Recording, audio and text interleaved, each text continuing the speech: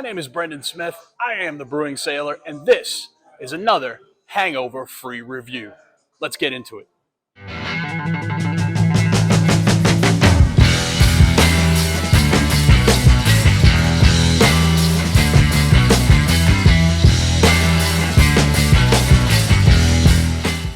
Hi, everybody. Welcome back to Hangover Free Reviews. I'm your host, the Brewing Sailor, Brendan Smith. And whether you're living a sober lifestyle or you're looking to cut back on your drinking a little bit, you've come to the right place because this is the show that helps you moderate your booze, not your brews. Just how do we do that? I'm very glad you asked. Each week, we look at a couple of NA beers and we score them against the style guidelines appropriate to that beer as prescribed by the Beer Judge Certification Program. If you're interested in reading more about those style guidelines, the link to the style will be in the description of the video below. After that, I take my judge's hat off and let you know how I personally feel about the beer, what I like or don't like about it, and how often I would pay for this beer, if at all. On today's show, we're talking about the Mango Dango IPA from Two Roots Brewing. Two Roots was nice enough to send me a complimentary six-pack of this beer, so it's only fair that I give it a review for them, and it was a really good beer. Let me tell you, I heard a lot of great things about it from last year's release, people telling me about it before I got into the NA game. It did not disappoint. So let's dive into it, shall we? Here you are. The lovely Two Roots Mango Dango.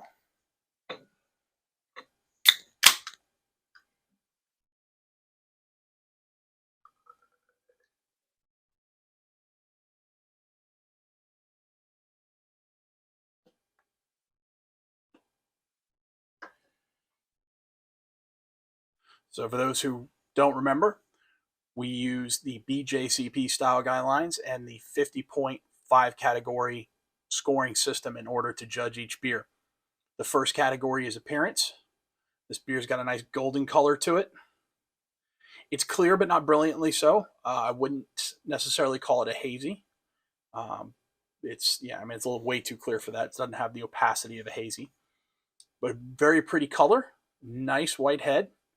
It's got good lacing on the glass. So we're going to give that 3 out of 3 points on appearance.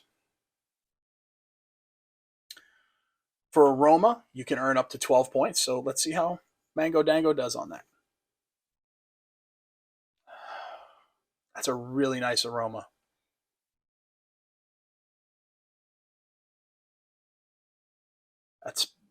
There's, of course, the mango, but you get some nice grainy notes to it there, some of that malt sweetness. Also, I'm getting some tropical and citrus fruit flavors or fruit aromas from the hops. Complements the mango quite nicely. I really like the aroma on this beer. We're going to give that an 11 out of 12. So almost perfect on the aroma. Really, really nice.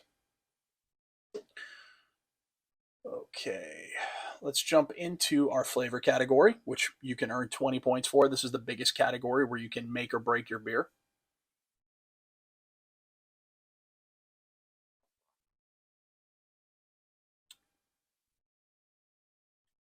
That's really nice. I really do enjoy this beer. I wish that it wasn't a seasonal. That's how much I like it.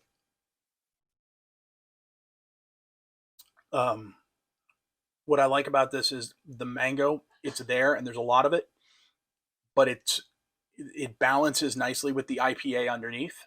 So it's not, you don't have an overly bitter IPA, but you don't have an overly sweet fruit beer. It's very nicely balanced between the two. And for those who don't remember, last time I did a fruit beer has been a while ago.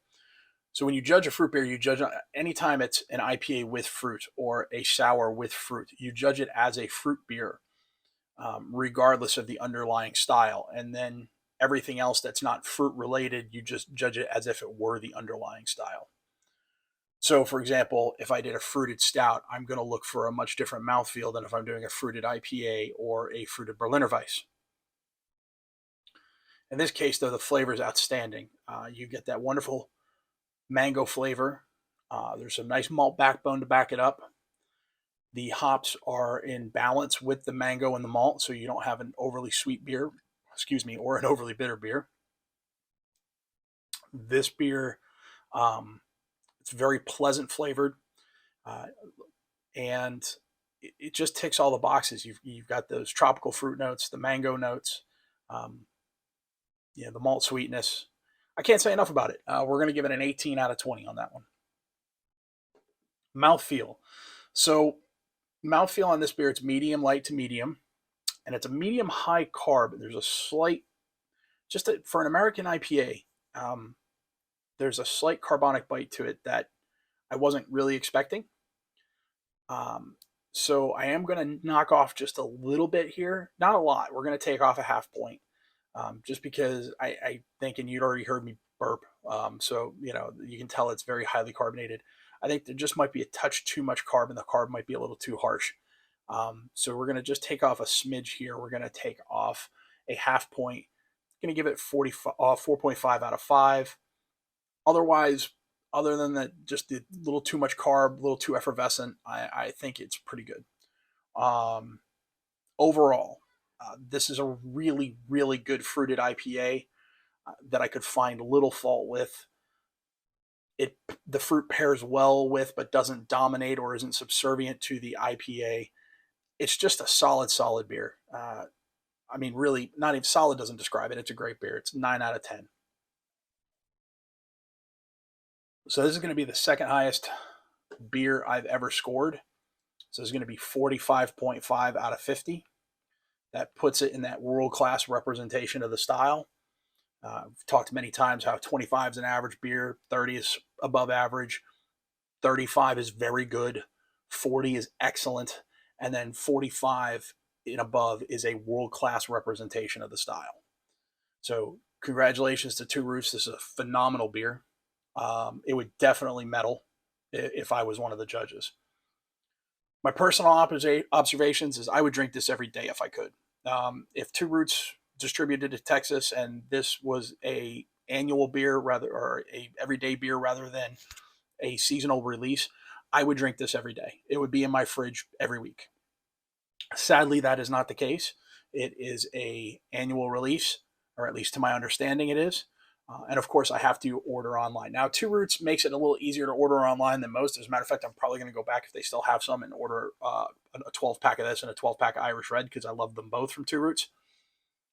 So I definitely would buy it again. That's where it's going to fall into in my category of regular rotation.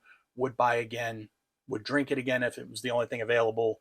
I'm okay never having it again or drain pour. But because I can't get it every day, it's not a regular rotation beer. If I could, I would, and it would be. But right now, we're going to put this under would buy again, and I'm probably going to buy it again this weekend, actually. That's really nice. Really, really well done. I'm very happy with how that turned it out. If you're interested in buying some Mango Dango or any of the other fine products from Two Roots Brewing Company, their website will be linked in the video below. As always, I'd like you to go ahead and smash the like button if you like what you heard today. If you didn't, I understand. Go ahead and hit the dislike. Leave a comment. Tell me why you liked it, why you didn't like it. And hopefully today is the day I earn your subscription. I know about 40% of my viewers don't subscribe. So if you could ring that notification bell, tell YouTube you want to hear my videos, you want to see my videos, turn that notification button or that subscription button from red to gray. Yeah, God, I can't talk today, from red to gray. Anyway, you know what to do. Like, share, subscribe, do the things. Let me know I'm doing a good job. And we will see you next time on Hangover Free Reviews.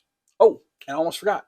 Don't forget, the fine folks at 1820 Brewing are still hooking my viewers up with a 20% off discount code until they tell me otherwise. So head over to 1820 Brewing Company and use Brewing Sailor 20 at checkout for 20% off your purchase. All right. Thanks, everybody. We'll see you next time. We're going to be doing Hellraiser Dark Amber from Wellbeing. Then we're going to go to Best Day Kolsch. Then I've got Best Day West Coast IPA, and then a few Crispy Boys after that. So we'll see you soon. Thanks for tuning in. Sláinte.